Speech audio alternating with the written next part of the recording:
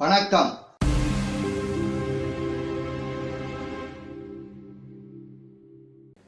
அனைவருக்கும் வணக்கம். இன்றைக்கி நம்ம பார்க்க போகிறது என்னென்னு பார்த்தீங்கன்னா, அஜீரணத்தால் ஆகக்கூடிய இந்த பேதி, அதாவது வயிற்றால போகுது இல்லையா, இந்த அஜீரணத்தால் ஆகக்கூடிய இந்த வயிற்றால போகிறது அந்த பேதியை நிப்பாட்டுறதுக்கு என்ன பண்ணலாம் அப்படிங்கிறது தான். இதுக்கு நல்ல கொழுந்தான நல்ல கருவேப்பிலை, இந்த கருவேப்பிலையை நல்லா நுனி அந்த கொழுந்தை பூரா ஆஞ்சி அதை எடுத்து அது நல்லா வெந்நீரில் கழுவி தனியாக எடுத்து வச்சுக்கணும்.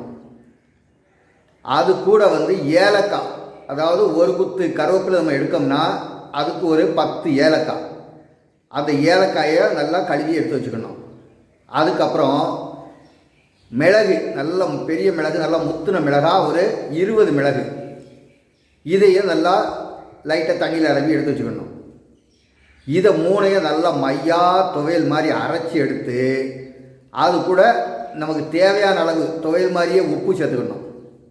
உப்பு சேர்த்து அந்த துவையல் மாதிரி அரைச்சிக்கிட்டு அதை எடுத்து ஒரு நம்ம சட்டிலேயே வச்சு அதை லைட்டாக கொஞ்சம் நல்லா சூடு பண்ணி வதக்கி எடுக்கணும். வதக்கி எடுத்து அது கூட எந்த அளவுக்கு நம்ம கட்டியாக இருக்குதோ ஓரளவுக்கு குழகுழன்னு போகிற மாதிரி, அதாவது குழுகுழுன்னு போகிற மாதிரி நெய்யை சேர்த்து நல்லா கிளறி எடுக்கணும்.